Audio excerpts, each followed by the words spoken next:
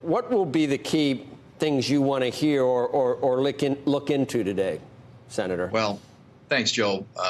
Yes, we are very interested in hearing from the tech CEOs, principally today, about what they, how do they decide when they decide to moderate user-generated content on their platforms. There has been a wide discussion, I think, as you know, around the country about that of late. I mean, there are a couple of other issues that could come up. The privacy issue, data privacy, is also a big issue. And then, of course, the antitrust issue and whether or not there's a concentration of market power in the hands of these companies is also an issue that could get probed a little bit, although that's a little off of our committee's jurisdiction. But I think what we're going to try and find out today is how do they, when they expand or suppress content, how are they making that decision and why?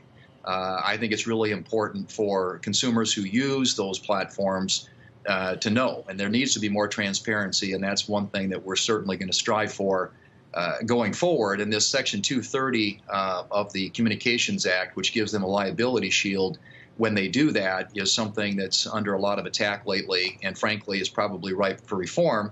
And I've got a couple of bills that would do that. So we're hoping to shed some light on that subject today.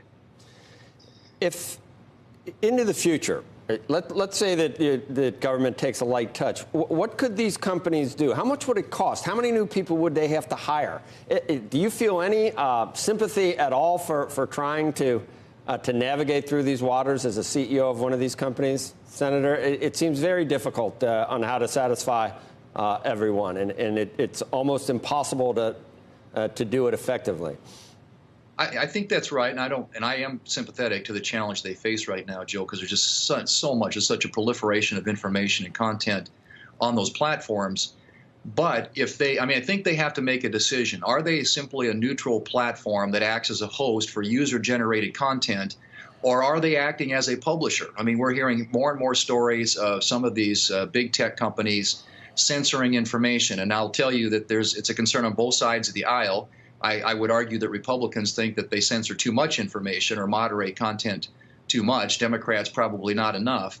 But I think it's time to take a look at Section 230 and whether or not, even if they're, if they continue to have those protections under that liability shield under Section 230 of the Communications Act, whether or not there should be some requirement that there be more transparency, that users actually know, for example, if their content is being taken down, why, and there ought to be some sort of an appeal process. All we're looking for here, I think, more than anything else, is transparency and accountability to the consumers out there. This is also an issue of consumer protection, but by and large, I think what most of us want to find out is, how do they go about this? How are they deciding when they make these censoring decisions or content moderating decisions? Why are they making those decisions?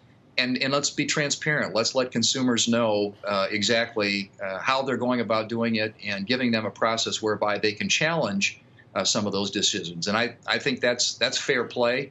I don't think that in any way steps on these companies' ability to continue doing what they do and do really well. Shepard Smith here. Thanks for watching CNBC on YouTube.